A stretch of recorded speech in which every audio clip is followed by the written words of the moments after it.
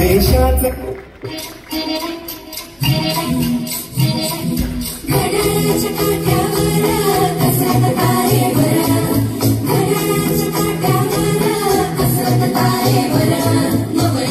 महाराष्ट्रातले प्रसिद्ध कवी माननीय जगदीश देवपूरकर सरांना ही विनंती करते की त्यांनीही स्टेजवरती यावं.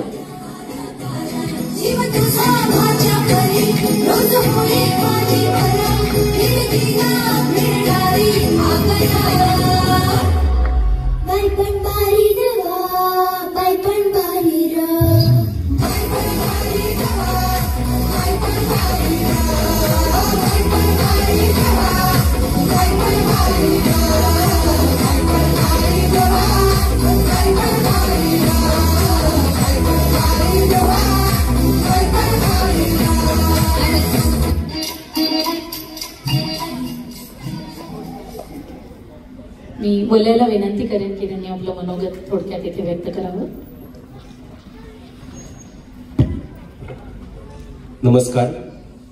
आदरणीय व्यासपीठ, आदरणीय आनंद माडगुळकर सर, सागर, समीर, सुवर्णरत्नची सर्व टीम, सर्वांना मनापासून धन्यवाद. आणि तुम्ही जमलेले सर्व मायबाप रसिक, माझ्या गाण्यांवर प्रेम करणारे, आज हा पुरस्कार माझ्यासाठी खूपच खूपच मोलाचा आणि खूपच आनंदाचा क्षण आहे. म्हणजे मला असं वाटतं सुवर्णापेक्षाही जर मौल्यवान आणि दुर्मिळ अशी जर कुठली गोष्ट असेल तर ती आहे आनंद. आणि त्यांच्या नावातच आनंद आहे. अशा आनंद माडगुळकर सरांच्या हस्ते, शुभ हस्ते, त्यांच्याकडे पाहिलं तरी मन प्रसन्न होतं, आनंदी होतं. आणि मला हा पुरस्कार सरांचा जेव्हा त्याला स्पर्श झाला, त्याला अगदी खरोखर मनापासून सांगतो, मला गदिमांचा स्पर्श झाल्याचीच भावना माझ्या मनामध्ये आहे. सागर मित्रा, तू या पुरस्कारासाठी माझा विचार केलास.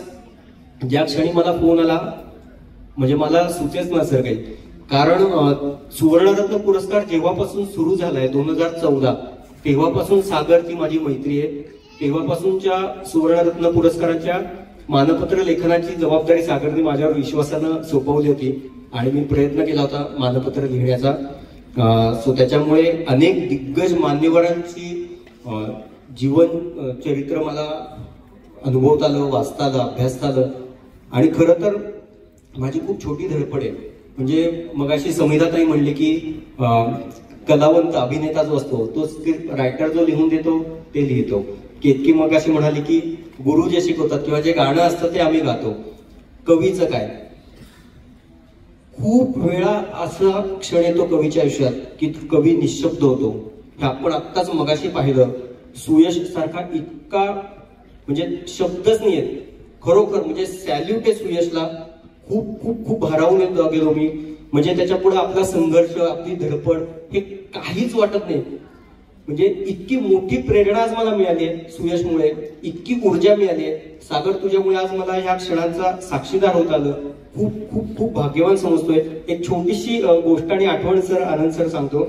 मी ज्या वाड्यामध्ये लहानाचा मोठा झालो त्या वाड्यात गदिमांचे आणि बाबूजींचे खूप घट्ट परम मित्र राहायचे. टिळक रोडला लिमेवाडीमध्ये एक मोडकवाडा म्हणून होता. तर तिथे एक अगदी छोटीशी खोली होती. मधुकर कुलकर्णी म्हणून तिथे राहायचे. आणि गदिमा आणि बाबूजी त्यांना अनेकदा भेटायला वाड्यामध्ये यायचे. आणि त्या वाड्यामध्ये, त्या अंगणामध्ये आम्ही डबा इस्पाईस, क्रिकेट, लपंडाव, लपाछपी अशी खेळायचो.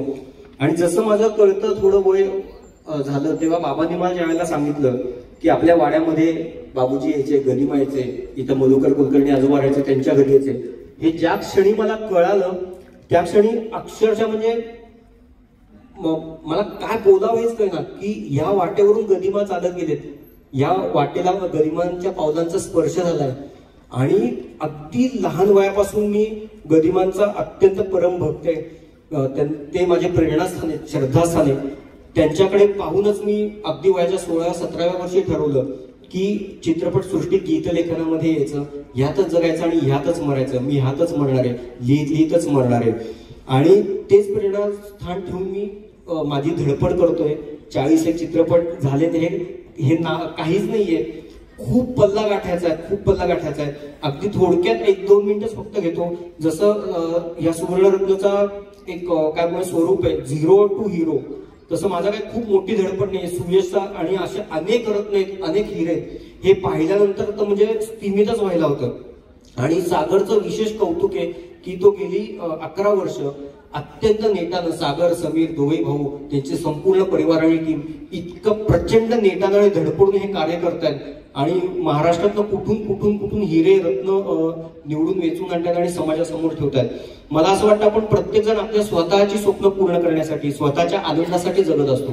सागर हा असा एकमेव आहे, मला वाटतं तो माझ्या भावासारखाच आहे की जो दुसऱ्यांच्या आनंदासाठी कायम जगत आलाय. म्हणजे कोणीच करत नाही, हे कोणीच करत नाही.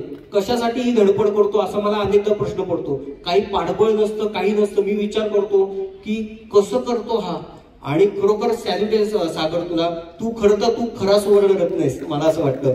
आणि गदिमांची ती आठवण वाड्याची, तो जो स्पर्श आहे ना सर, तो मला आजही जाणवतो. मला आजही असं वाटतं की गदिमा इथं कुठेतरी अवतीभोवती आहेत माझ्या, आणि ते माझ्या पाठीवर हात ठेवून म्हणत आहेत, बाळा तू लिहित राहा.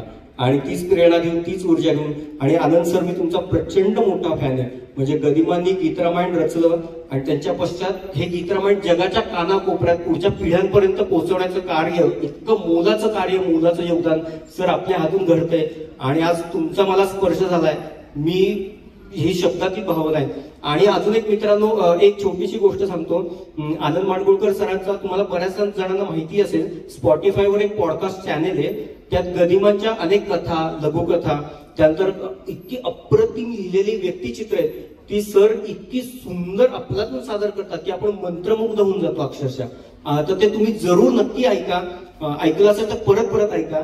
आणि बाकी माझी आता धडपड वाटचाल सांगायला मला काही वाटतच राहिलंच नाहीये, कारण सुयश पुढे मी नतमस्तक झालोय.